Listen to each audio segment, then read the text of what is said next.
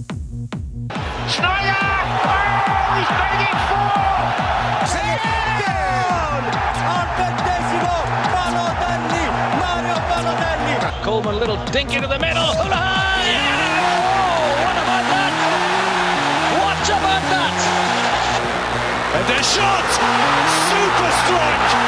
It is simply unbelievable. Turkey have won. Panenka! Oh, it's genius! It is going to Rome.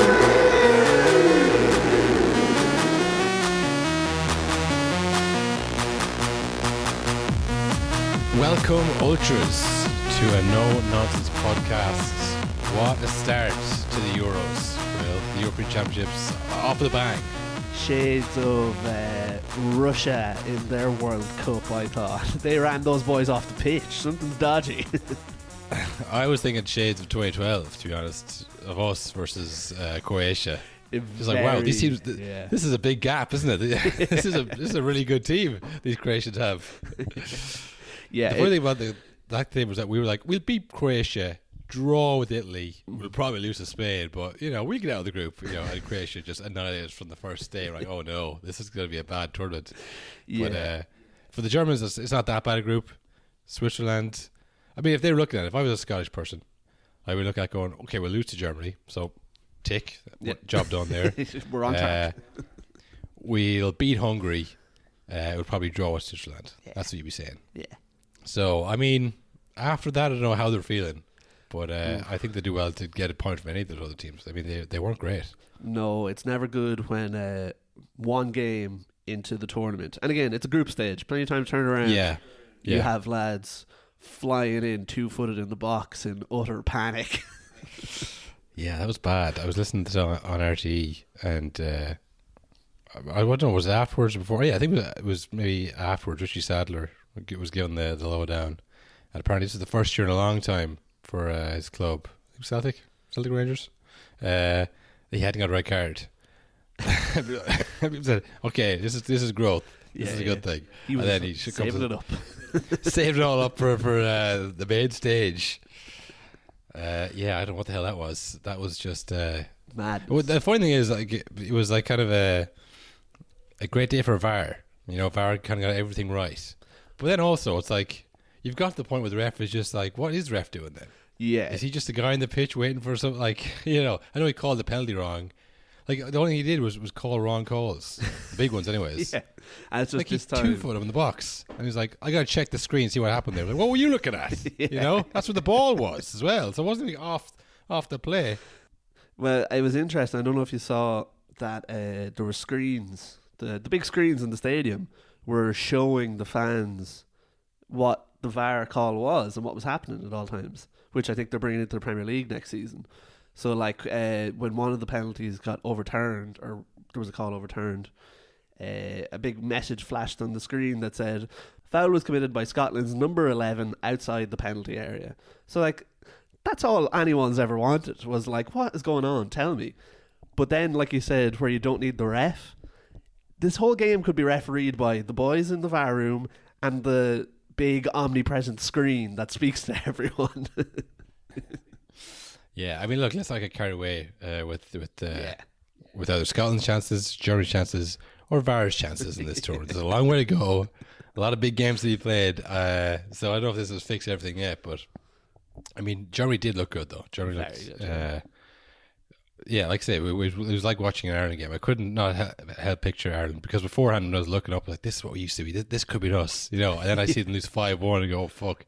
That's what we're striving to be, Scotland at the World Cup Scotland at the Euros with a decent team. Just be like, getting hammered by a much superior German side. Oh, if only it was us someday. Maybe it'll be us losing 5-1.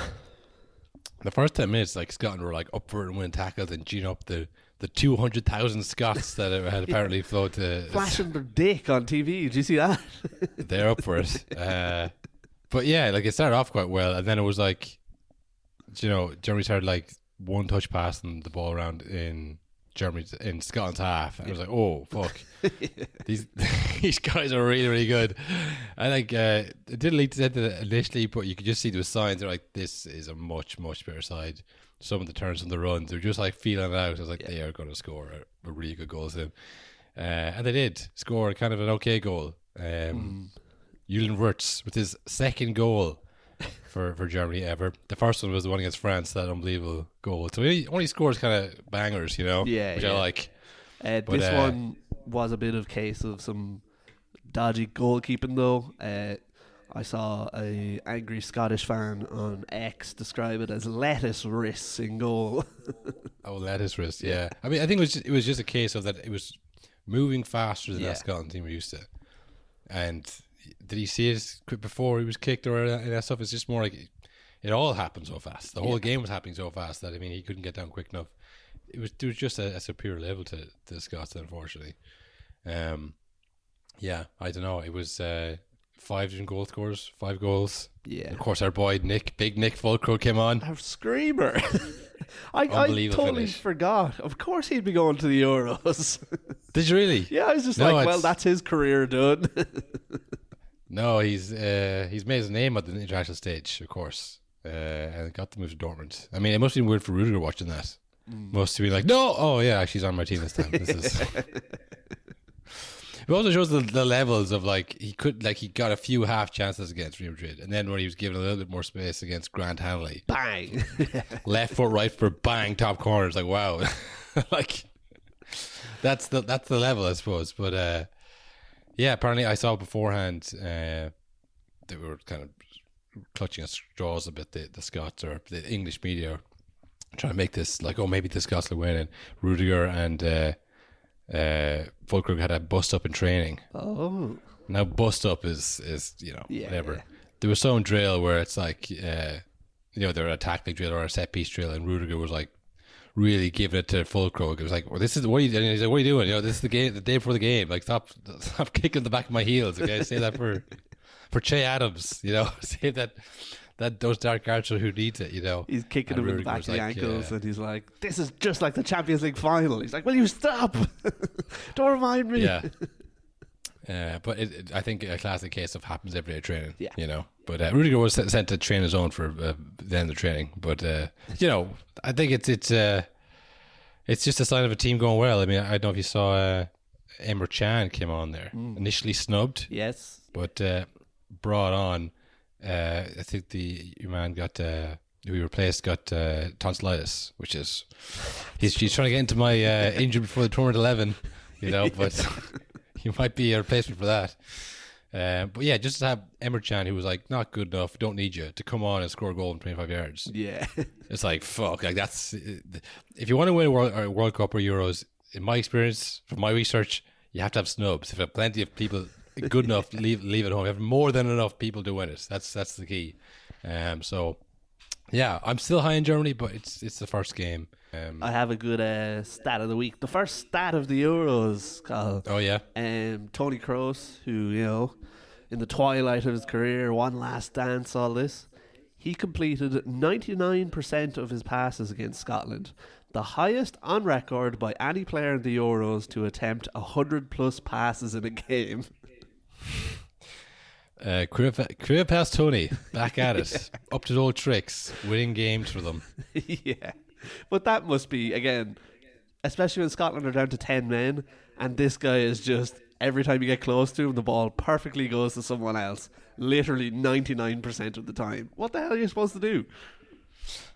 Not much you can do, Will. Not much you can do. I remember, I think it was England were playing Italy in the Euro 2012. And Pirlo was doing the similar kind of a job, later stage of his career, just knocking the ball around, up, like never missing a pass. And I think at the time we were like, England or too much of an ego to just man mark Pirlo and put him out of it, because like in the final, that's kind of what Spain did. But I think there is a quality to man marking and defending like that, like for 90 minutes, and like he gets into spaces. He's not making it easy for you. He's not just standing. It looks like he's just standing there kicking it, but like he's getting the spaces to make those passes. And I think you do need certain quality, because Scotland were trying to put him under pressure. Yeah, but like they just, every time I look around, he'd be somewhere else getting the ball again. So I mean, it's just you need to be really good, and you need to commit one or two players for 90 minutes to just stopping him, and then hope that you have enough players besides to to do your own thing. But Scotland didn't really look like they had much of attacking plan there. I mean, I know they rely a lot on Robertson and Tierney on the left back, the double left back pivot there to create something. But I think Germany was just too good. Just a case of a team that was just vastly superior. Yeah, it is hard to judge what you can actually take from this game, especially with the red card as well. It's like, I don't think this is what Scotland. I don't think this is Scotland at their best. I'd say as soon as that happened, it was game over. Yeah, well, when they took Chems off, put on centre back Yeah. at half time, it was like, all right, this game is literally over. Yeah.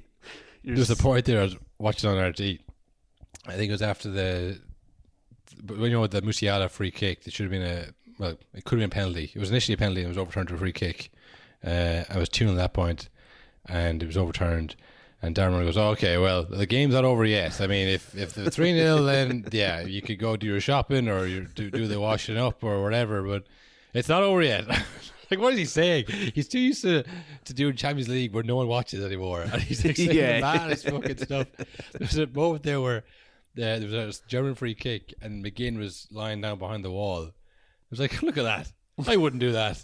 There's the Scottish player lying on the ground behind. There you go. There's John McGinn. I wouldn't do that. People are watching this. Everyone in the country probably watches this on RT. You know what I mean? Like, cop on. Well, speaking of copping on, we did get an email, which I think we should read out on the show. Right out of the gate, just start insulting them and talking down to them. Yo, I know you ain't talking about me, dog. You? What? The guy that wrote in, and to a slightly lesser extent you, come off as total douches. What? Well, just wanted to say I think you ain't funny. Been on my dick, nigga. You love my style. I saw most of the video clips on your site. They all fucking suck ass as well. Yes, I think I think something's asked for here, do I? Yeah, I think so. Not so much a comment corner here, more I don't know what you'd even say. More a very aggressive comment corner. Fan mail. Let's call it this. Just fans of the show letting us know. And this is what we've always encouraged, Will. We've always encouraged this for some reason. Email in and let us know if it's good or bad. This time I think it's not great. Yeah, so this is from Benjamin Albrecht, who I'm sure he's not listening to the show, probably not a Patreon subscriber. He says, I decided to listen to your podcast in the hope of getting some information about the European Championships. Learn about player team formations and the like. Instead, they were bullshit political views about something you clearly know nothing about. Don't talk about what's happening in my country while your capitalism flames. Were you at the World Cup in 2006? Or are you even born? The summer fairy tale was not a farce invented by the German Tourism Association. It was a transformative tournament that changed the way people around the world perceive Germany and its people. The only thing worse than your opinion is the quality of your audio. It's painful to listen to you for two reasons. Okay, well, we had it coming. Listen, I think the most important thing here is the audio. Yeah, that's what really bugged. Never say that about us. I know last episode was bad, but we really do try. Well, there's a few misconceptions here, and I think it's probably because of the audio. I mean, I'm not the clear speaker. I skip syllables sometimes when I get excited, when I get on a run. And you mix that with bad audio and what I'm assuming is probably your second language as well, listening to that. Yeah. And then you got some guy talking about your country. Yeah, I can see why you could misunderstand this. It's an emotional topic. I think I was in agreement. I don't know where he's getting the made up thing about I said it was a good thing. I don't know why I don't know where they're getting that from. I said it was, 2006 was a good thing. I was born in 2006. But I wasn't in Germany in 2006. So again, maybe I am talking out my arse a little bit. Yeah, we were born. We were 8. I was watching it, man. I was bloody there. I was watching it on TV. Capital in Flames. That was months ago, pal. Yeah, okay? yeah. I don't live in Dublin. I don't care. I don't know if he's referring to like the general vibe as it's gone to shit. I couldn't comment on that. Again, I don't live in Dublin. I don't work there. Maybe you'd have a better idea than I would, Will, but I wouldn't dare comment on that. Yeah. I would dare comment on another country's far-right movements. Not that I even know the name of the party that is the far-right. Yeah, we barely elected any, only a few of them. We swung back to the middle, actually. So, yeah, look, it's... It's fair. Some of it's fair. I don't really know what I'm talking about. It's kind of the vibe of the show, I would guess. But I think it's just a misunderstanding, really. Breakdown of communication. Painful to listen to. I don't think he listened past the German bit, to be honest. I think the first bit he heard, he went, fuck this, turn this off, get out the email. I'm going to write an email to these boys. I mean, to write an email to the @nononsense@gmail.com. Yeah, which you too can email. You too can, if you have thoughts on that, hey, feel free. You know, if you want to read out in the show, we'll do that.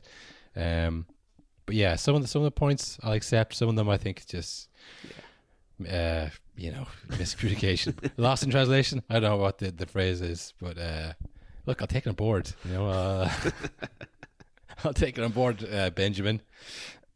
I like the idea of emailing back and just being like, just ignoring everything he said, but being like, yes, we do apologize for the quality of the audio. It's really annoying. Yeah, no, the audio is bad. Like, I don't know. Look, the audio, I looked at the screen, all the numbers and letters were correct in my head, anyways, and they weren't. Turns out they weren't correct. Yeah. I don't know if anybody noticed it, but it's not usually that bad, the audio.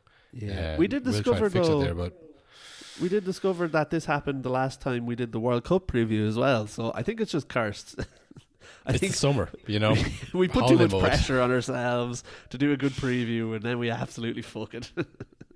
Yeah. I'm annoyed at the audio more than anything else. Yes. The political stuff, it's like, I don't even care if that's correct, you know. I'm like, I just want the audio to be right, you know. I want my bullshit to be clear to everyone to hear, you know. Yeah, well, speaking of someone wanting their bullshit to be clear for everyone to hear, there's been some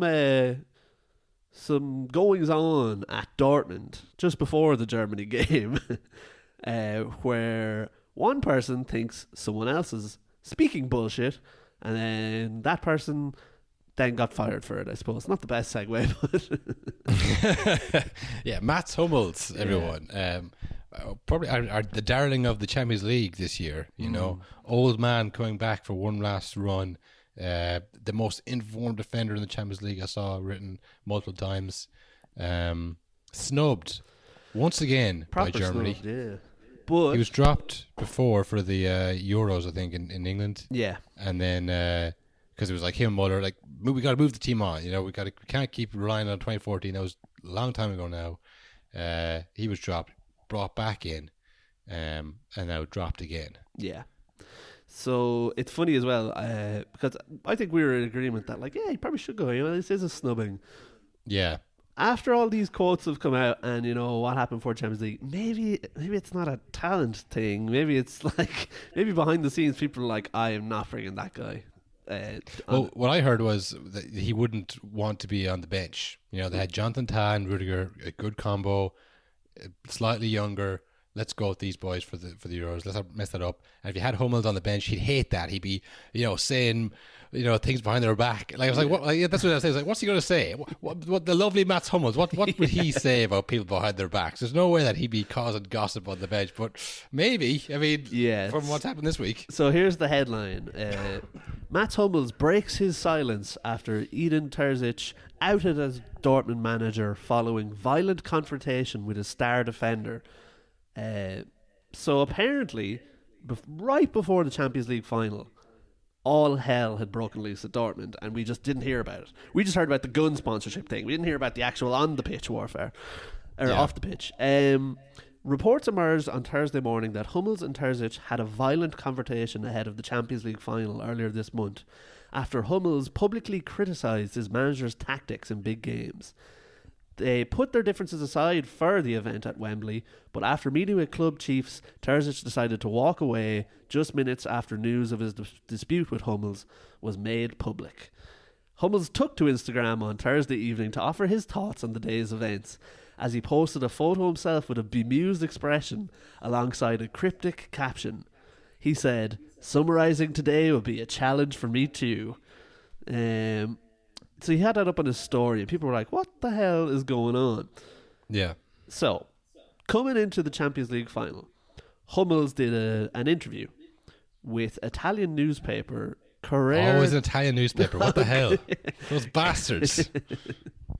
With Corriere della Sera. And he said his relationship with Terzic had deteriorated quickly. Hummels was not happy with with Dortmund's approach in big games against teams above them during the league season. I was furious because of the opinion that Dortmund shouldn't play like that against any opponent in the world. I didn't think it could go on like this. I felt insulted in my honour to stand on the pitch in that kit.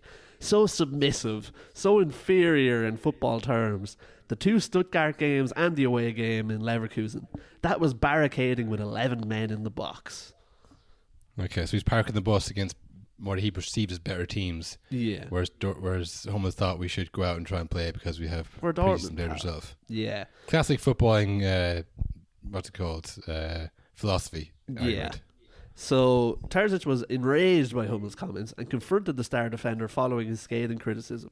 It's not the first time Hummels has spoken out against a manager in recent weeks, having also hit out at Germany boss Julian Nagelsmann for leaving him out of the Euro squad.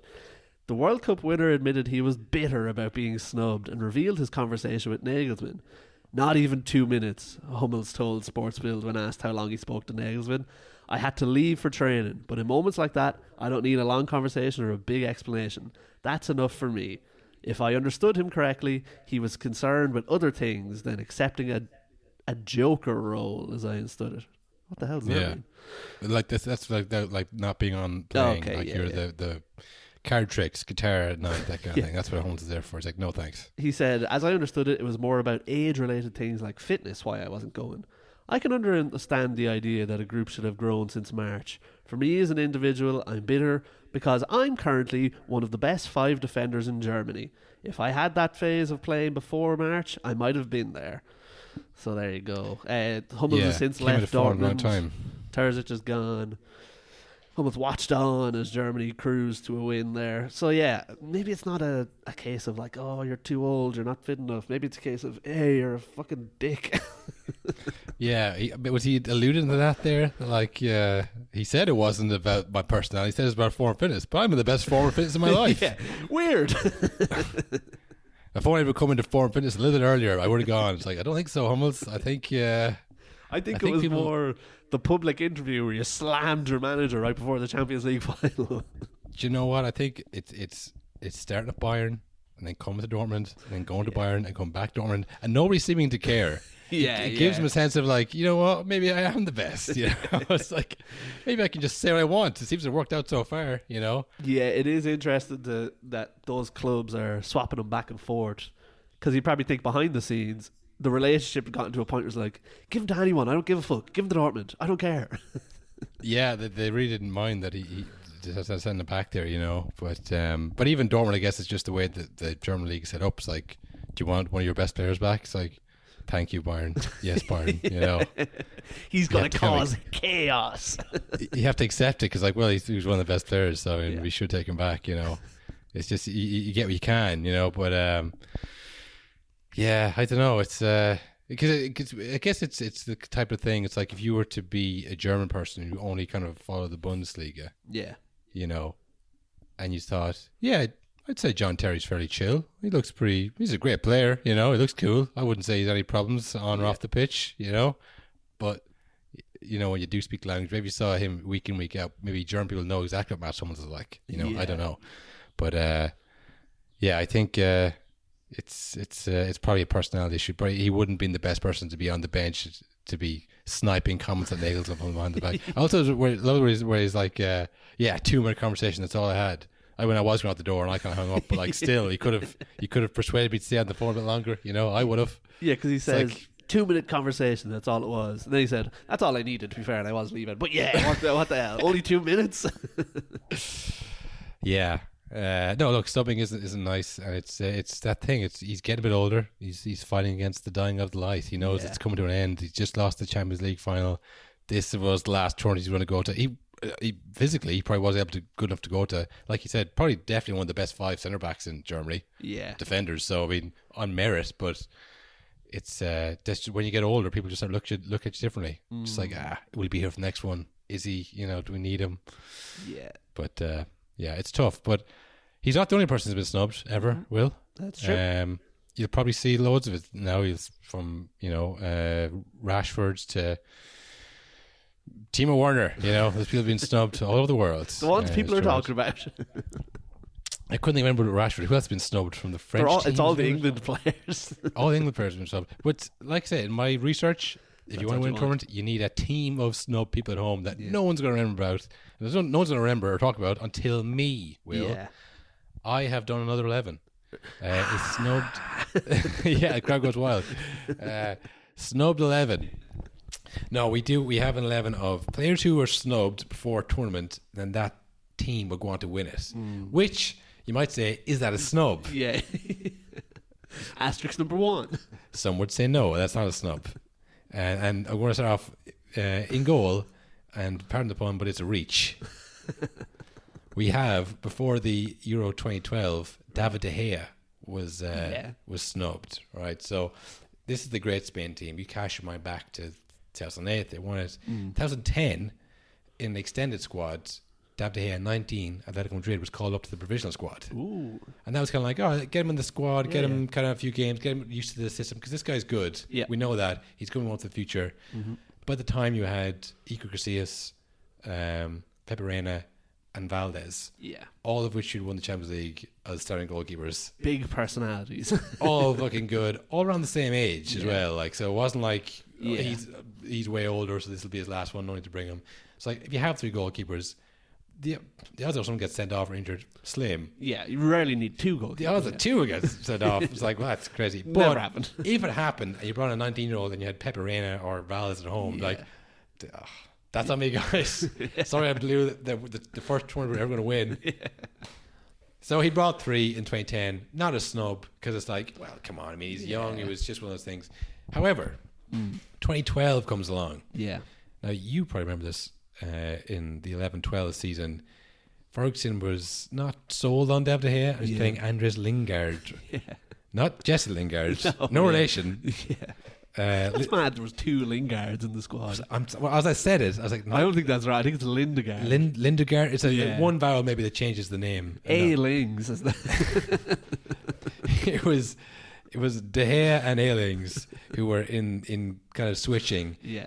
And the next season, David De Gea went out, but he was 22. He was at Man United.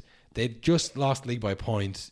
By the end, he was kind of the starting goalkeeper. Wasn't there all year, but by the second half, he was like, okay, I'm going to go with David De Gea, see where he goes with this. I mean, Pepe Reina and Casillas had won the Euros in 2008. They won the World Cup in 2010. They're going again for 2012. Do you need to win them? Do you need to bring all 3 of the boys again to win the Euros, to win a second Euros? Like, okay, Casillas is in goal. That's no doubt. I'm not saying De Gea should be in goal like instead of Casillas, right?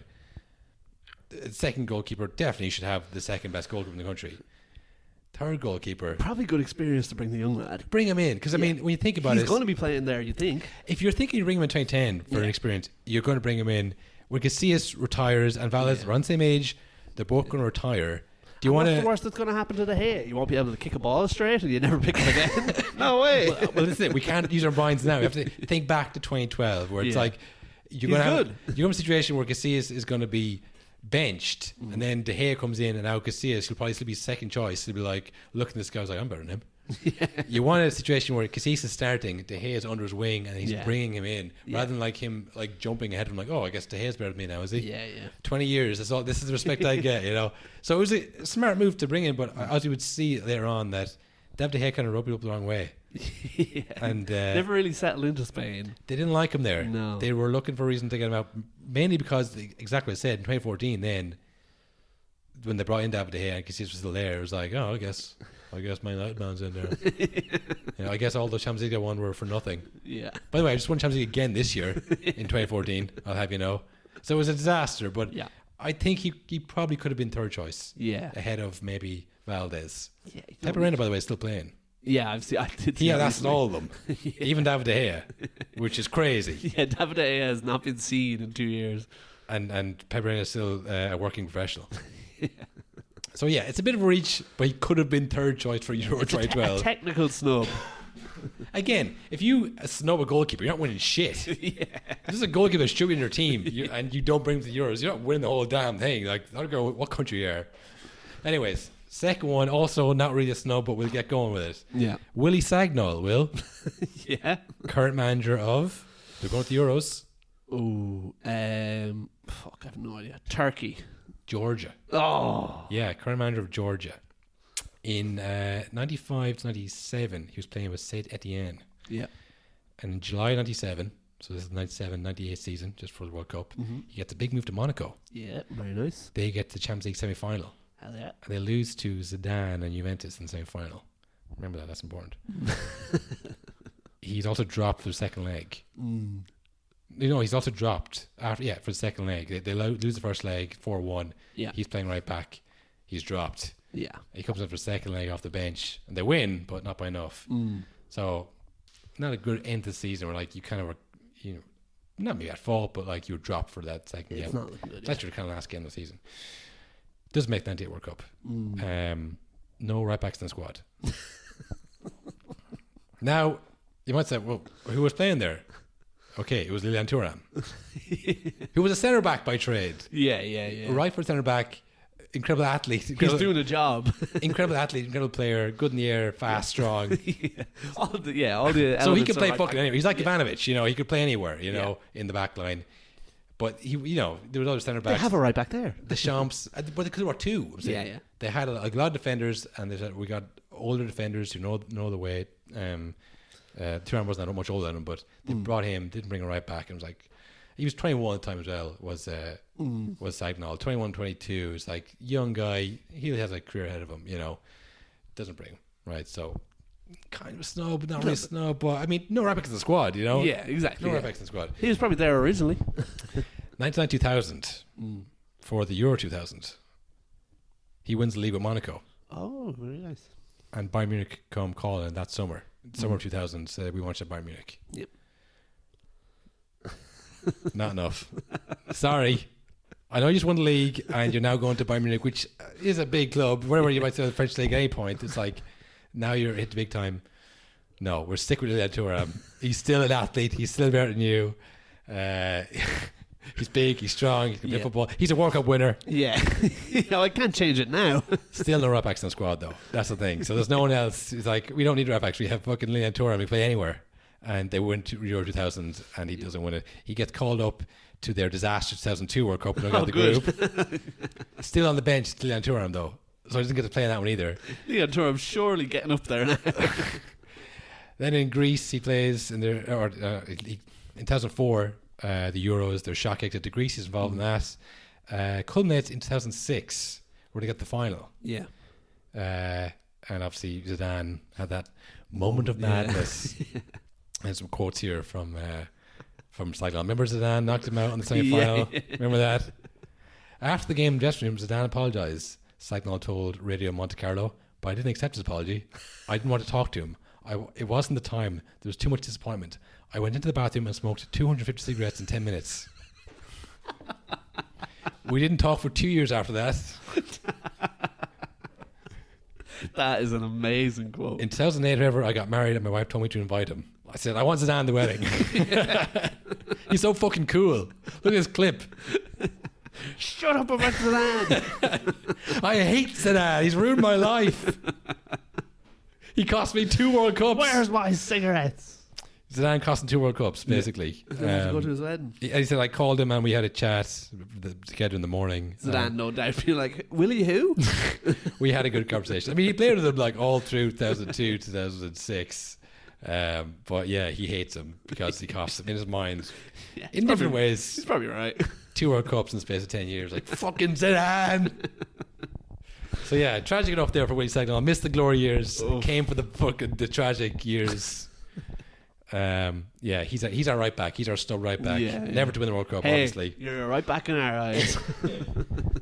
It's funny, I doesn't care about Lilian Thuram. He just hits Zidane.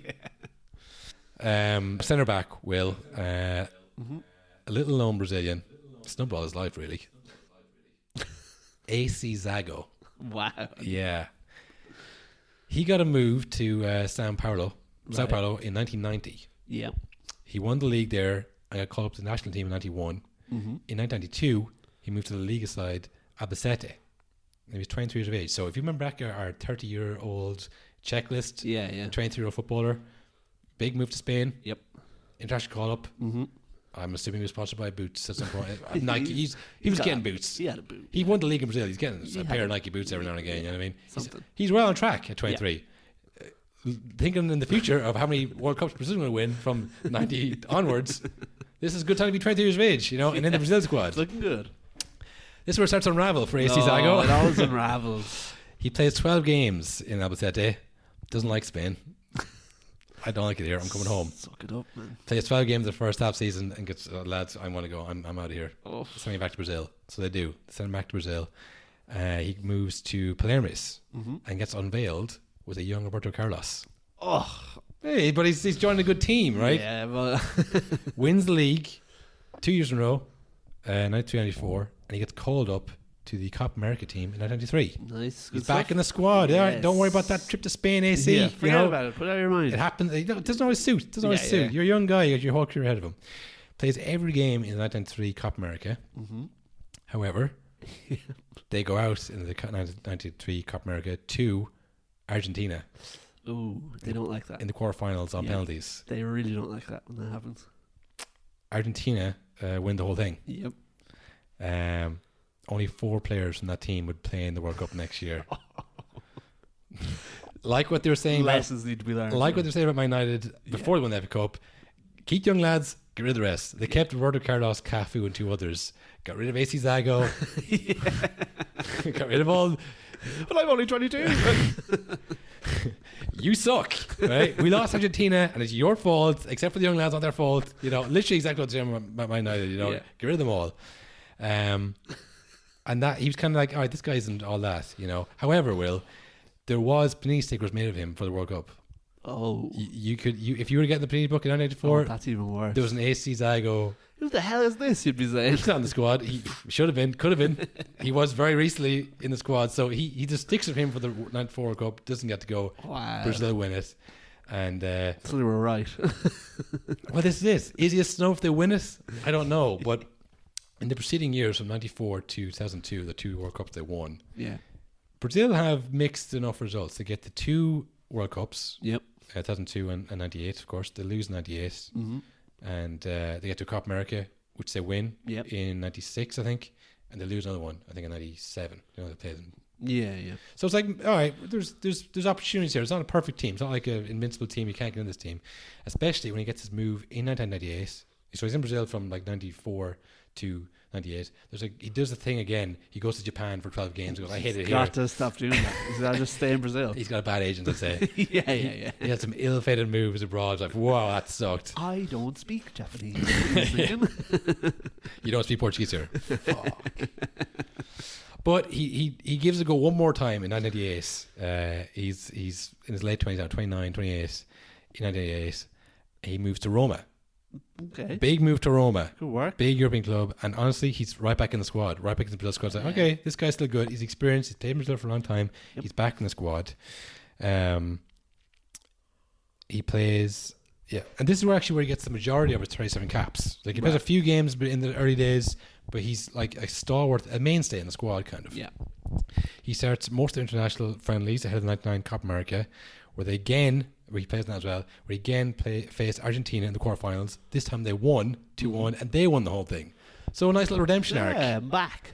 He then also captains the side against Argentina in World Cup qualifying for 2002 and 3-1 win. Probably the highlight of his international career. That's mad. Highlights as centre back. What a comeback. What a comeback.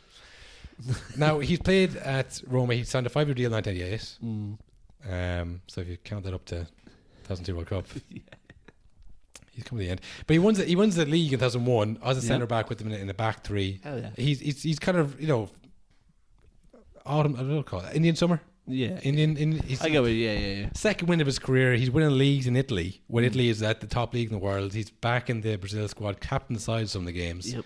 He seems as like an experienced kind of guy. Kind of fucks it. Oh, no. Yeah, kind of fucks it. So he wins the Scudetto in 2001. 2001-02 is the 5th year of his contract. So he kind of needs a big year to show that he's still good enough for Brazil and maybe to extend the contract. So he's still a top European player. He does an interview. Mm-hmm. A Lukaku. He does Lukaku kind of, yeah. He's injured in 2001, November 2001. He does an interview. Definitely a bad agent. Roma defender Antonio Carlos Zago, that's what AC stands for, warned he will quit the club if he cannot agree fresh terms at the Stadio Olimpico. The rugged Brazilian international has issued the ultimatum. Rugged. Rugged Brazilian international has issued an ultimatum. Not smart when you're injured. Yeah. After failing to secure a new contract despite lengthy negotiations with the officials from the Serie A champions. I want to stay at Roma, he admitted. This delicate situation has gone on for a year and a half. I want to remain here, but I want the talk closed for the best. Otherwise, come December, I could sign for another club. I have offers, but I repeat, my will is to stay here in Rome. To be able to sign a contract, there must be an agreement between the two parties, and at this moment, they are not in accord. Oh. So I'll say, give an interview in November 2001 when he was injured. Didn't play much after that. Yeah, I can imagine. You're threatening the league champions that I'm going to walk away. How are you going to do it without me? Yeah. He only started 4 more games after that. Not good for making ultimatums that like, hey, maybe I'll go somewhere else when you famously weren't brought to a competition and that team won the competition. And then, you know what his other offers were? Ooh. Going on a free to Besiktas in the season. Because that's what he fucking did. We all have that offer. That offer's always there. So that's end of 2001-2002 season. He goes to the dreaded move to Turkey. Oh, he's done. You can't be bringing him. Now, Brazil were looking to move in a different direction. He didn't play in the Confederations Cup in 2001, but he had been called up once after in July of 2001. Have a look. So he needed a big 2001-2002 season, and he had a war of words with his club and fell out with them. Yeah. Went to Turkey. You have to think then as well, how the fuck are we going to watch the games in Turkey, man? We can watch the Serie A, I'll tell you. Yeah. I'm not seeing the Turkish league on TV. So, I mean, that's it. They didn't get called up for the Brazil squad for that. They went on to 2002 World Cup. But he was only like 31 at the time. He was experienced. He had captained the side like a couple of years earlier. Just ran out of steam at the wrong moment. Yeah, bad time. Peaked in between World Cup wins. Snubbed, maybe, but they won either one. So, yeah. Just an interesting story, I guess. Yeah, I've never heard. Not many people have. And a lot of them have kind of filled in the gaps, so it won't lie. Anyways. Next to him is centre back Emerick Laporte. I am Emerick Laporte. Just a weird one, you know. I don't even know where he's from. I don't remember now because he's French and he's Spanish, isn't he? Yeah, he is born in Atletico Bilbao. You know, all Atletico Bilbao players have some. You have to be connected somehow. So he's born in Spain, but was French. Yeah. So he's playing with Atletico Bilbao. Was actually never called up for the French senior team. Played on one side, played a different underage guys, but the Champs never rated him.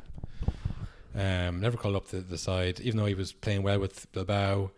And in an effort, I guess, to make the French squad for the World Cup, he moved to City in January of 2018. Remember that?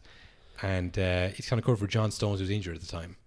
And he's like, he doesn't play every game. He's kind of like any old City. He's part of the run, you know, the run that they go on in the second half of the season. Or whatever. He's played kind of interchangeably with Company. Yeah. So it's like Company and Otamendi, and then what's it called? Laporte and I just said the name. Company and Otamendi. Yeah. Interchangeably play like that, and then eventually they start playing Company and Laporte together. And you know they win the last like 5 games. And he isn't a game changer. He hasn't displaced anybody. But he's there. He's got a role to play. He seems to come into the league winning side as well. So it's like, okay, this guy's pretty good. He starts the last 5 games in a row, wins the league. Hasn't shown to be the best centre back in Europe or anything. He hasn't been like, wow, this guy is really taking over. But I mean, when Koscielny gets ruled out through injury because he gets injured in the Europa League, it's like, oh, he'll come in now. Instead, they opted for Umtiti. Yes. They also brought President Kibembe and Adel Rami to that World Cup instead of that's Emerick Laporte. I think it wasn't until 2021 for the next Euros that he decided to declare for Spain. So he never played even after that World Cup. Mad. They never called him up. Genuine snub, I think. He was better than some of the players who were starting. I always think he was better than Umtiti. Where's Umtiti now? I mean, I guess he's in Saudi Arabia, but he's same as City. He wasn't kind of rated there enough. Yeah. Just maybe one of those personalities. Maybe there's something else going on behind the scenes. Something that's like, this guy sucks. He's lame. This guy he's lame. He's very lame. But he is good, and he was snubbed, and I stand by that. Probably the first snub in the team so far.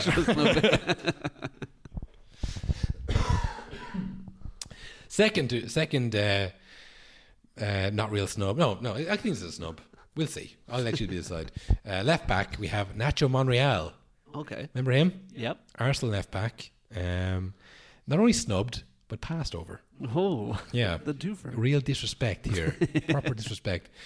He got a call up in 2009.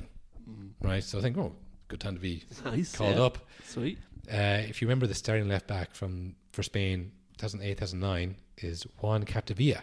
Right. He was the main guy. He won the Euros in 2008.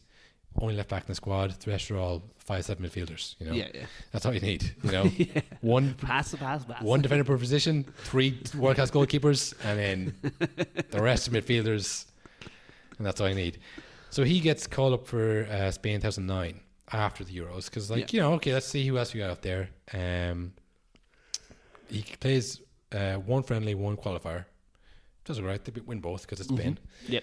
He has done ligaments in his knee for the next international round of friendly, so he doesn't get called up for that. Does make the squad early in 2010. They play 5 more games before the squad is announced for the World Cup 2010.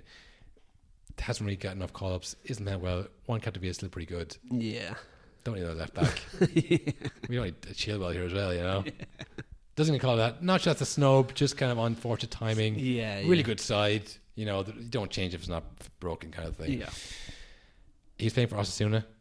They finished 12th in the league that year as well, so he wasn't even. He's not a game changer. No, he's not. No one's really. There's no clamour. Yeah. There's no clamour for him at this point.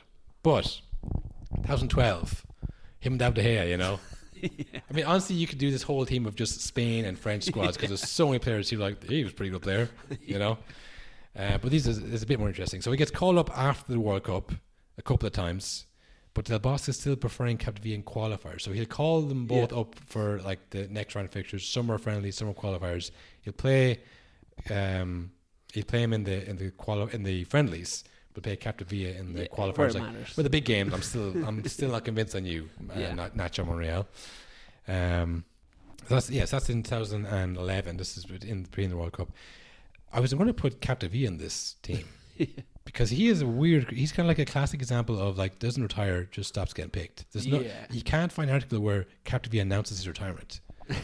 So it just fizzled. He just stopped getting picked. He plays the Euros, wins that, plays World Cup. He's playing in some of the qualifiers afterwards for the Euros. And then just silence.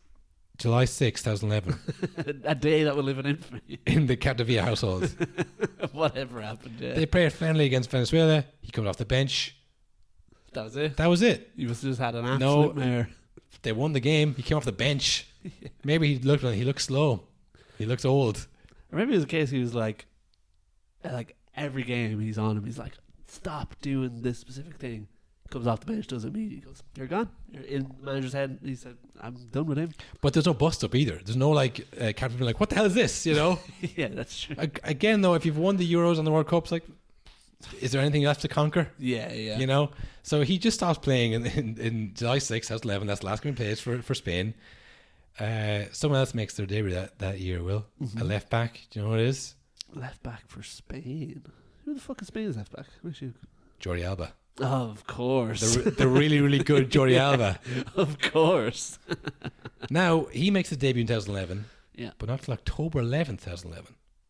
So Spain will play 4 more games in between Capdevila's last game and Alba's first game, 2 of which are qualifiers. It's like a true crime podcast.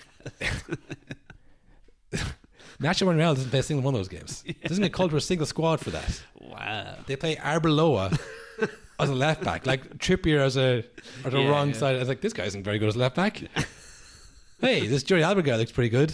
You might think, okay, well that's they looked into Jordi Alba, didn't they?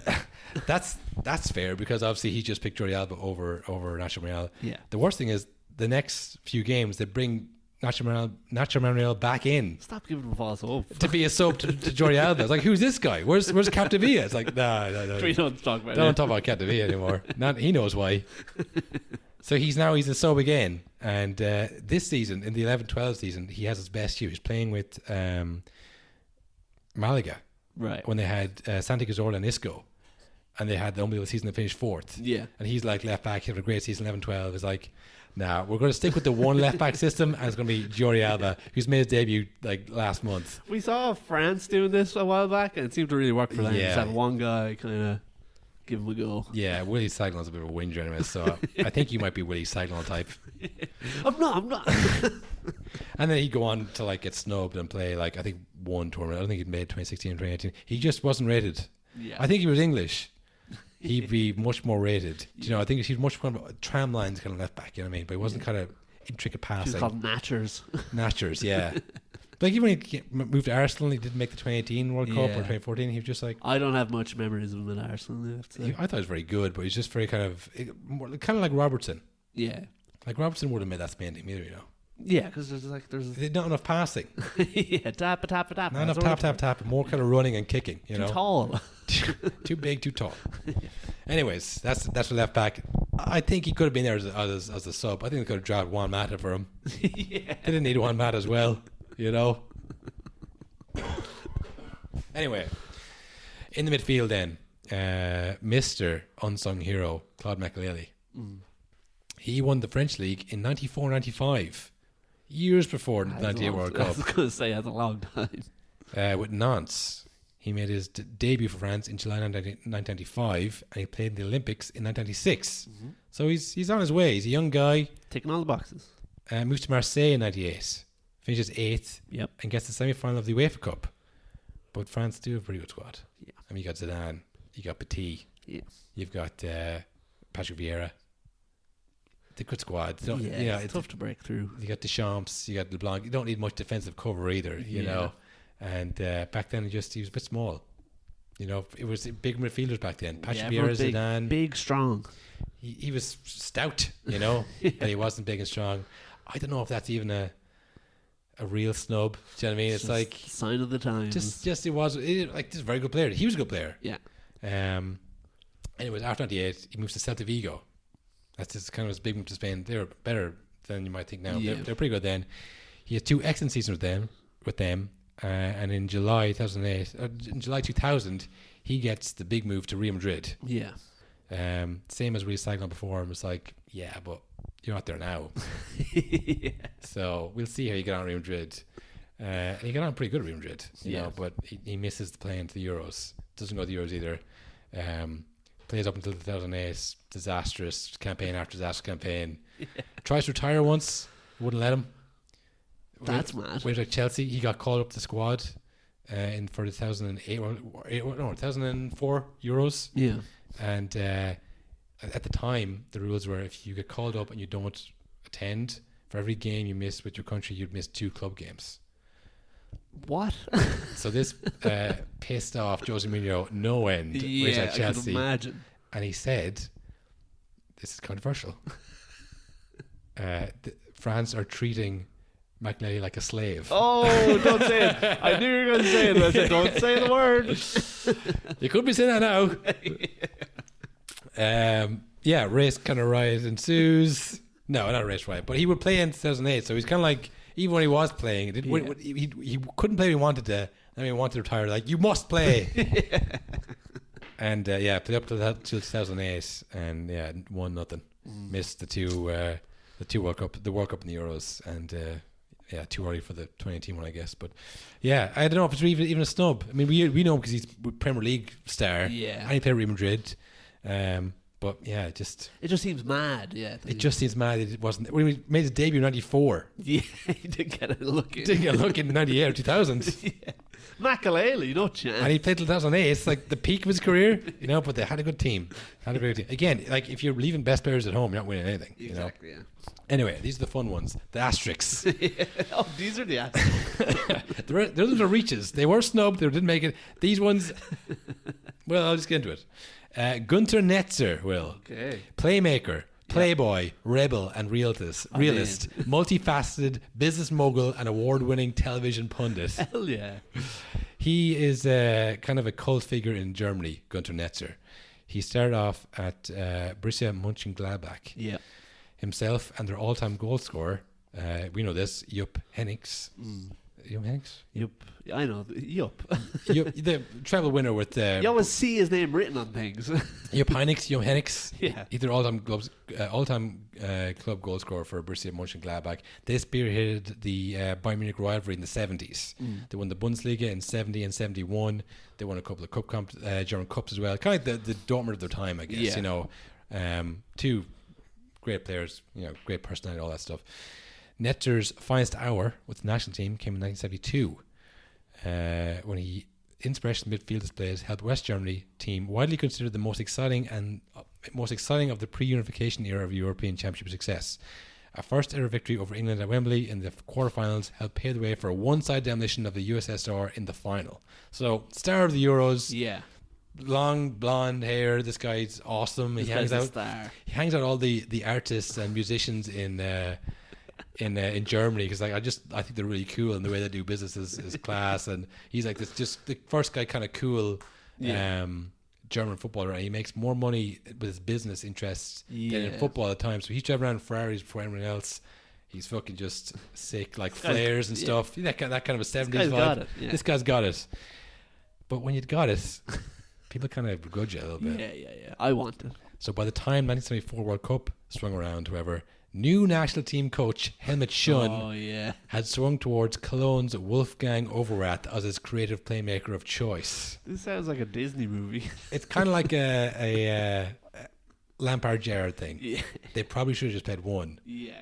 Like the Germans did in 74, and they won the World Cup. Yes. So Netzer barely featured. I think they played one of the group stage matches. So he was there. Yeah. He duly picked up his winner's medal, but true to character admitted that he never really felt like a world champion. So he was there, but he was snubbed kind of off the pitch. Like, this guy's better than you. Like, is he though? It's like, well, I want to play him. You can play some of the games. You're not going to be on the sub. Yeah. Here's your medal. It's like, well, this isn't how I do things. I kind of lead from the front. So it's the saddest man in a Ferrari. Yeah, it's a bit of an asterisk. He does have a medal, but he thinks like, I don't really feel like I won the World Cup because I didn't fucking do anything. Yeah, he was snubbed from his true potential. I mean, they could have played him and won. Yeah, but he didn't like him because he thought he was too big for his flares. Imagine how big that is. And they're pretty big flares, I'll tell you that much. Next side to him, another German asterisk, another German maverick, Bernd Schuster. Oh, cool, man. Now listen to this. We'll listen to this fucking meteoric rise, right? So he made his debut at Cologne in 78. Got called up to the German national side at 19, same year. He wins the Euros at 20 in 1980, and got an assist in the final. That summer, he moves to Barcelona. So he's gone from 78 to 80. German debut, wins the Euros, moves to Barcelona. He's like on top of the world, right? Yeah. And honestly, it's one of the main reasons I'm happy I never made it successful as a youth, because when that happens, it distorts your version of reality. You think that, like, the world's made for me. Yeah, it has been so far. So you would never guess that at 24 he'd be retired completely from the German national side. Wow. Yeah. And that's the asterisk. He kind of retired, right? Yeah. So he said, I grew annoyed with the German Federation for not acknowledging all the efforts I was making just to play for my country. Ooh. A lot of I's, a lot of me's. Yeah, me, aye. We had a friendly match against Brazil in 1981. I really wanted to be there, but Barca had a Copa Rey fixture against Rayo Vallecano on the same day. Barca wouldn't let me go, so I ran away without my permission. Without permission. The German Federation were angry at me for doing it. I was fed up with them. I was fed up with them about that. I was being forced to pay a price for wanting to represent my country. It's like, no, you want to play against Brazil. Yeah. And you put Germany in hot water because Barcelona, like, what the fuck? Our star players playing with you in a friendly when we have a competitive game. He ran away. And he's like, oh, what? Because I want to play for you. I'm in trouble. It's like, you did that for you, Bernd Schuster. Yeah. That was for you. And this is like years later. He's like, I can't believe they fucking screwed him like that, I can't believe they didn't see what I did, when I ran away from my club to play for Germany. Yeah. He wanted to play against Brazil in America now, like, obviously. Yeah. But like, this is the thing, is like, he didn't realize, like, he's at Barcelona. That's also a dream. You're living the dream. Yeah, the fucking Copa del Rey game was probably the final. You're 21 at Barcelona. You'll play against Brazil again. Prison. Yeah. Probably being played multiple thousands a week. You know what I mean? Like, fucking Barcelona. I think they own me. They do. Yeah. You know, but this is when you're young and you're successful, it's like you just become an arsehole sometimes. And the second reason, he said Schuster also refused to play a match against Albania in 1984. Not as flashy as Brazil. Opting to instead stay home for the birth of his second son, David. Okay. Well, you might say, okay, now, but back then, Will, this caused national outrage. Yeah, I can imagine. And further added the decision to retire from international football. He goes, yeah, of course I regret it. I was still young, reckless, and impulsive. Yeah. That generation went on to win the 1990 World Cup, and I could have been there. Wow. So, but he's not a word about it being there for the birth of his son. No, he was there for his son. No, but he's thinking like, I should have gone to the...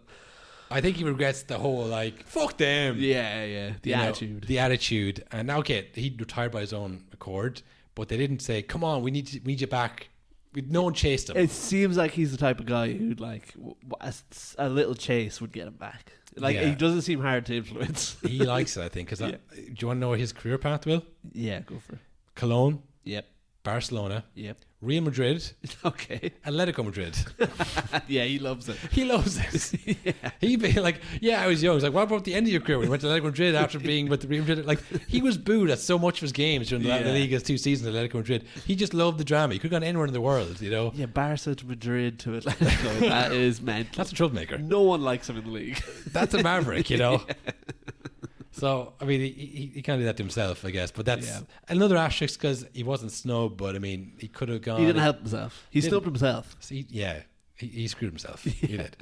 Now on the left, we have a bit of a proper snub in a way, but also not really a snub. Again, they all won their competitions, but it's Diego Maradona, Will. Wow. Diego Maradona got called up to the national side in 1977 when he's 17. 17-year-old superstar. Yeah. Argentina would go on to win the World Cup in 1978, as we all know, of course.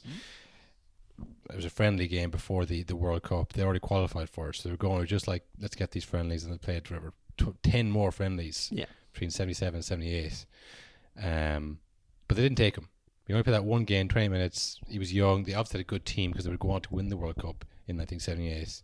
And, he come back then after the World Cup and slowly get into the team. And I think by the 82 World Cup, he was at Barcelona, so he was established star. So just it came a little bit too early for him, that World Cup. I mean, would have changed his legacy. We had 2 World Cups then, that one in 86. But it's not that tragic a story. It's just like he would have won one more, Would have been nice. But there was clamour for it. There was some clamour for it, but it was like, you know what? We don't need to bring a 17-year-old. We don't need to go crazy with it. We have a good team. Let's say settled. And it was something that would kind of come up later on when they were trying to transition from that 78 team to the 86 team. Some of the hangers-on were like, this is Maradona's team now. So they knew about him for a long time that he was coming. But they managed to stave him off that first one in 78. So, yeah, not that sad a story. But mainly because he won it all afterwards. So yeah. But hey, it's a good addition to the team, Will. Good addition up front. Diego, 17-year-old Maradona. Up front... So I'll go the other wing, because this one kind of is a kind of a tragic story. One with a narrative that isn't really true, I think. On the left wing, we have David Ginola. David Ginola. Now, he made his debut in 1990 at the age of 23. Well, so kind of a bit of a late bloomer. Wasn't like not a 17-year-old, 16-year-old. We got to get this guy in, Yeah. I will say I could have made this entire snub 11 mainly of French players from over the years. They've always had like really good players across the squad, so it's a tough team to get into at the best of times, at the worst times as well. They weren't it's just tough. Tough team to get into.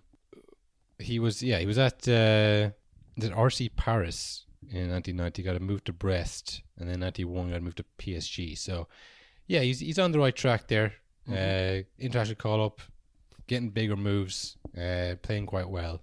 But for the 94 World Cup, they had the qualifying campaign. They have a tough enough group with Sweden, Finland and Bulgaria as well. That Bulgaria team was the Hero Stoichkov Bulgaria team, who went on to get the semi-finals of the World Cup in '94. So one of those things where like, oh yeah, Bulgaria easy team, but turned out to be quite a good team. But he's not playing all the time. You know, he's coming off the bench. He's getting minutes here and there, but he's not like a mainstay in the team, which makes him a perfect scapegoat, really. You know, what you want? You need one. You need someone like that. So whatever the way the group played out, France are still in control. They're playing their last game against Bulgaria, a decent side. All they need is a draw, and they go to the World Cup. And it's 1-1. So they're drawing. It's right on schedule. Just about by the skin of our teeth, we're going to get this tournament. And the manager, Gerard Houllier, decides to bring on Gilles for Papin.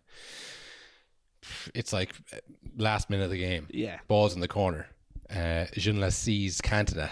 I see him. Cantona.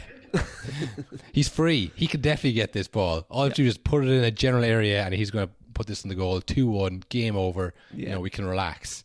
The general area was too general. Puts it off the back, gets no one. Bulgaria go up and score a ridiculously good goal. Yeah, screamer. An absolute screamer to do it. Yeah, that's it. They lose 2-1. That was the last kick of the game. It was like 30 seconds to go after that. Game over.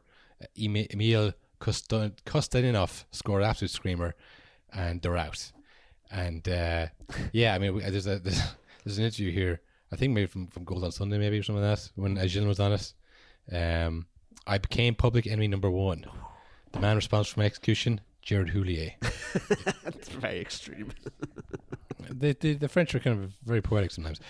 It was something I could never forgive him for, as it was a cruel attempt to wreck my life, and I've been paying for the price ever since. My crime was to overhit a cross aimed for Cantona during our last qualifying match. Is that a crime?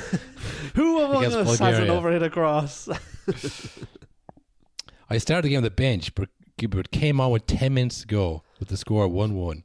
Houllier gave me instructions to attack, even to score the goal, which would have put the result beyond doubt. So Houlier's like, hey, listen, I want you to go on. I don't want you to keep it in the corner. If you get that ball in the corner, I want you to put it in the box. We want to score a goal and finish this game. Yeah, Koistov scored in the last 30 seconds before the final whistle. It was like a nightmare. I had no thoughts that I'd be blamed. But on the way home, my wife, Caroline, said to me, David, I don't know why, but I feel I might put this on you. Just an inkling. Caroline's off in the stand. Oh, God, David, no. Don't kick it over there. The next day, I switched between television channels, but no matter which one I chose, I saw Houlier's face, and I couldn't believe what I was hearing. The punishment handed out to me was far outweighed the crime. The punishment handed out to me far outweighed the crime that it was to have a dramatic effect on my life. It is something which will haunt me for the rest of my life. I believe a weaker person would have been destroyed. He was saying things like, David is the murderer of the team, and he sent an exotic missile through the heart of French football. They're saying things like that. David committed a crime against the team. These are quotes. I mean, maybe for the article they got the exact quotes, but he did say that. He said he sent a missile through the heart of French football, which is like, it must have been, the 90s were obviously a very dramatic time in French football. Maybe just in France, I don't know. But yeah, it was kind of like anyone who saw the David Beckham documentary, or anyone who saw the 98 World Cup. It was when he was the manager, the England manager, Glenn Hoddle came out and said, yeah, of course David Beckham's fault. Yeah. David's. Who else could it have been? Yeah, for the exact same things. Like, you had 90 minutes and you're drawing 1-1, and a sub came on over the cross. Like, oh, well, that was the problem. You know, not the other 80 minutes where we failed to win. You know? Or that nobody stopped the counter after that, or like, you know what I mean? He didn't overhit the cross into his own goal. No, it wasn't an own goal. It wasn't like a back pass that like way too strong about. It was the other end of the pitch. Literally, they got the ball in their far corner with 30 seconds to go, and all the French players had to do was stop him, like put in a tackle, give it a good free away. You know, couldn't do it. So, but it's the kind of thing. It's an easy one to blame. The sub who came on, the long-haired hippie David Ginola, thinks he's all that. You know, but it's funny because in this article, it even says, like, Houllier blamed Ginola for the defeat and France non-qualification for the United States tournament, and the winger never played international football again. Wow. That's just not true. Wow. what happened was Hulia was sacked after the Bulgaria game, Yes. and Ami Jacquet came in, and he would play the majority of his caps. It was 18 caps. He had 10 more games for France. Someone's chat GPT'd their article. So I think this article is from 90 whatever. Oh, really? But maybe anyway, it said current Aston Villa midfielder Ginola. So whenever he was playing Aston Villa, so like early 2000s, I guess, or mid 90s, I don't know. But yeah, they just like, it's one of those things that people couldn't tweet things back then. You know? So you could just say what you wanted and no one fucking remembered. Yeah, he played a lot of games after that. He played against Italy in 94 after the World Cup. Like, he got a couple of goals, a few assists. I think the biggest thing was the emergence of Zidane afterwards. Yeah. You know, that 98 team was just a bit younger. By 98, he was 31.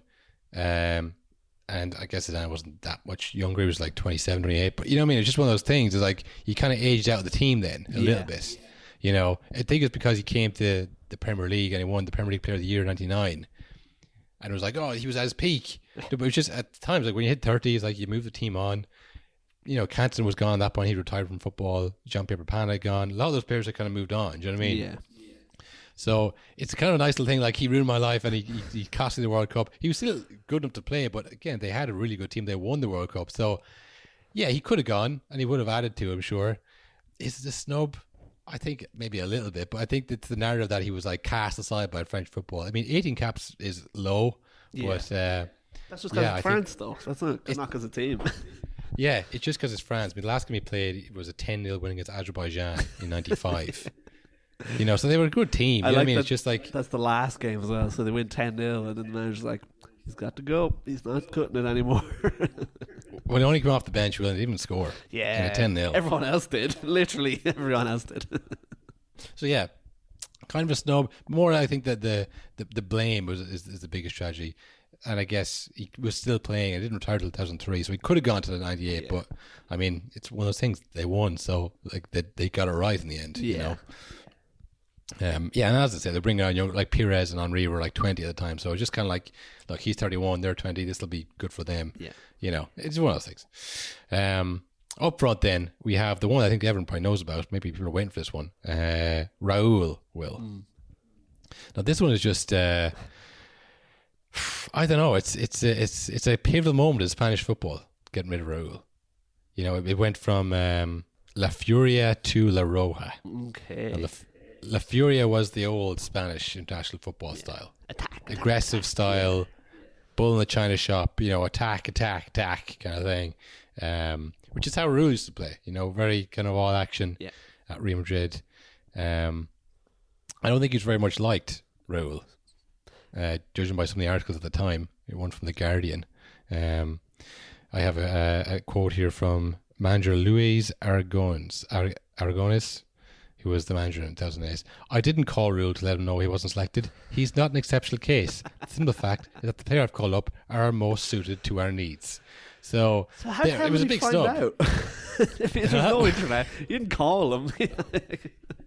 Oh no! This is 2008. This is for 2008 Euros. Sorry, I should have clarified that. Yeah, he was dropped. There's a Guardian article from 17 years ago, and the headline is "Raúl dropped by Spain." So it was like world news. Yeah, you know what I mean. And the subheadline is "Manager rings changes from humiliation in Northern Ireland." So they lost 3-2 to Northern Ireland, and Raúl was captain. Okay, this is the second game in their qualifying campaign for Euro 2008. And he was dropped, and he would never play again. Yeah. Which, I mean, it's crazy. He was 31 at the time. That season, he would win the league with Real Madrid, the sixth of his league wins with Real Madrid, and he scored 18 goals for Real Madrid that season. So it wasn't like he wasn't finished. It's like if you kind of they dropped Harry Kane and you said, I don't like him anymore. He's finished. I'm not telling him either. He can find out himself. He'll find out on the paper, you know, like everyone else. Yeah, he scored 23 goals that season between the Champions League and the league. 31 years of age, captain of the side, captain of Real Madrid, which I think, from what I've read here, is part of the reason why they dropped. But yeah, it's kind of to make room, I guess, for Torres and David Villa, who were younger, but also they played differently, maybe a bit faster. But I think it was that the Madrid I think it was the Madrid allegiances that didn't like. He was very much a Madrid man first and a Spain man second. You know, but that's comes to success. You know, if you're winning 3 Champions Leagues and leagues with Real Madrid, and then you go to Spain team that doesn't kind of, you know, win a lot, isn't very good. You know, what are you going to lean towards more? You know, what are you going to be more loyal to? So, yeah, I think it was part of the kind of like, let's get rid of this Barcelona Real Madrid thing and let's try and come together as a Spain squad, you know, and put our differences aside. And they wanted the more tiki-taka stuff, I think, as well. Yeah. You know, I don't think kind of similar to Hummels maybe. You know, he probably thought, if I'm going to start changing the style here, he's going to stand up and say, hey, boss, this is bullshit. You know, we should go towards the goal. How about that? He's just going to undermine me. You know, I need to get him out. Yeah. You know, drop the biggest guy in the prison the first day. Yeah. You know, drop him from the squad. In this case. But there was Real Madrid fans who would show up to Spain games with Rule Selection signs, meaning select rule before the 2008 Euros. That is mental. It was a huge snub. It was like, this is our captain, our best striker, and you're not bringing him. Yeah. And there's players who maybe don't need to go. You know, again, it's like, is he one of the best 5 strikers in Spain? Yes, some would say the best. You know, and you're not bringing them. It's just, and it was all kind of at the time. You know, you think now it's like, well, obviously it's the right decision, but at the time it was like they had won nothing, and you're like dropping one of your best players because like, oh, I'm changing things. Like, who are you? You know. Yeah. But in hindsight, it paved the way for kind of the 2 Euros in the World Cup. So again, it's like it's one of the few snubs that people still remember or talk about because like, well, he was really good. Yeah. You know, but they won everything after that. So I mean, it's beyond the snubbing. That's like the catalyst. Do you know what I mean? Yeah, it was. It was a catalyst for change. It was like, no man is bigger than the Spain team, even him, even the captain, even Raul. You know, but again, I think he wasn't that liked. Some articles here are saying that he wasn't a team player on or off the pitch. I remember the Madrid owner, was it the last Madrid owner? Remember that article came out about all the leaked recordings where he was calling Raul a bastard man and stuff. Oh, was that Raul? Yeah. Yeah. Oh, yeah. Well, your man. It's not Perez. It was the one before. Yeah, it was Perez. Was it? Yeah. It was Perez, yeah. It was like, he has a lifelong contract, but he's still a prick. Yeah, hate Raul, hate Ronaldo. Anybody who was possibly bigger than him in the club. So yeah, look, when you're a great player, you score a lot of goals. You do make. You don't make friends a lot of time either. Yeah. But yeah, he rounds off the top there, Will. So I think it's a decent side. Few questionable snubs. Some just like not good enough. Not I think snubs at all. Some actually went and won the World Cup, but they feel like they didn't. It's a classic. One of my made up 11s, I think. A very German heavy episode, Will. Hey, it's the only game that was on. Well, you got that. We had the email. We had Hummels. That is true. We had actually. Yeah. We had like 3 Germans in that snubbed 11. Yeah. I mean, all Germany all the time. That guy, that emailer, he was one episode off. He should listen to this one. I mean, if you listen to this one, this is like a celebration of German football, you know. Well, look, we will be continuing on with the Euros. Probably Monday or Tuesday. We'll cover the weekend games. Mm-hmm. There's probably some good ones coming on this weekend, is there? Oh, I'm sure there is. Yeah, we'll be covering them all, so be sure to tune to that as well. And yeah, that's Bye now. Oh fuck, we didn't do the fancy. Oh shit, yeah. Fancy football, Will. Oh. Listen, I'll let you take the wheel this time. Julian Ritz in the side, gets his goal. Look, great pick, Will. It was a good start. We're doing well. We now again, it's only one game in, so it's hard to tell. But even things like McTominay is on their team, but he's last on the bench. So it's like, big brain move. It's like, yeah, he might score, but probably not. I saw that where you had McTominay team that. There it is. Well, there it is. This was more of I had the starting 11 and 2 subs, and I was like, oh, 5 million, who do I know? Yeah, who do I know? I'm not picking some guy from like Romania that I've never heard of. I was like, who at least plays for the country that I know? It's honestly, it's the small points. You think the 2 points is like, you might pick a player who doesn't even play. Yeah, you might have been dropped from the squad. You don't know. You know. I will say though, I thought we were doing well. During the first game, I got a message on Facebook from my brother two-time winner of our international fantasy tournaments. He had captained Wirtz for the first game, so he's flying. I think he's top. Damn, is he in it again, is he? He's in it again. His team name is called Surely Not a Three-Peat. Well, now he has to be beaten, folks. You got to take it seriously now. Do we have how many are in this? I haven't looked at it. How many are in the? I think there's 33, 34 people. 34 people. It's something like that. Yeah. What? We're in big trouble though, Cathal, because everyone just has their first names. A lot of people we don't know in there. Hopefully none of them win it because it's going to be tough to get them a jersey. But we'll find out. We might need to get in touch with some people. Holy shit, 33 people. I think last year was like maybe 20. Mainly people we know and then a few others, isn't it? This one, it's a lot of names I've never heard of. A lot of like Garretts and like Darnells. Well, there's no Darnells, but you know what I mean. But like Darnell. I get what you meant. I get what you meant. Fucking hell, that's great stuff. Great stuff. Well, look, anybody out there, there's a guy out there at the top. His name is Three-Peat. Surely Not Three-Peat. Yeah. He's won it twice. He's Will's brother. He must be stopped. He must be stopped. Yeah. And yeah, look, if you do win it, don't worry about that. If you do win it, we'll sort it for you. Just send you the fucking address. We'll send it out to you, you know. Yeah. That's great stuff. Great stuff. Okay, well, look, that about does it, I suppose. Yep. The Euro Championship is underway, and we're flying it as well. With some great episodes already. Two great episodes it's back really to back. Going well so far. Disaster of a week behind the scenes for us. So we will see you Monday for the next episode. Have a great weekend. Good luck. Schneider! Oh, he's going in for! Down! Uncomfortably! Balotelli! Mario Balotelli! Coleman, a little dink into the middle. What about that? What about that? And a shot! Super strike!